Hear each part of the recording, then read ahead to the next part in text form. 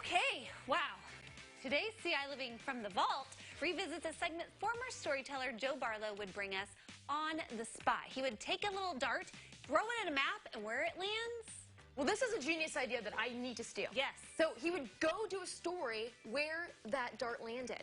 So today's Vault goes back to 2014 to the Weldon community and an interesting knife maker. Take a look. Chuck Hawes puts on a show 70 hours a week. People think that's so cool when they see that. But usually the only spectator is himself. One-man shop, it's nice to have a little music. I usually rock and roll, while I'm forging. Drown out the sound of the hammers with a little music. It's always nice.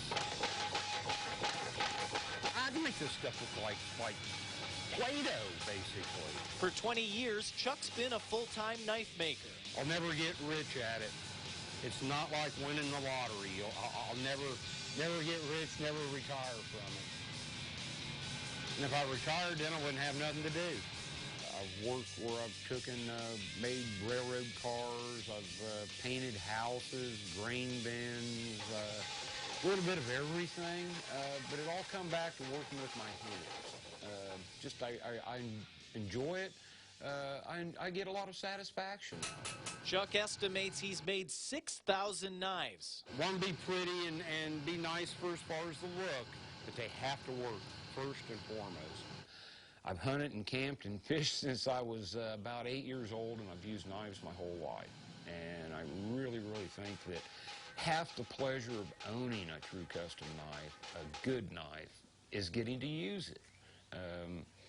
And if it won't cut and hold a good edge, it's not worth using. And since he's playing with sharp objects and fire, this stuff's 2,400 degrees that comes flying out of here. He can prove his dedication.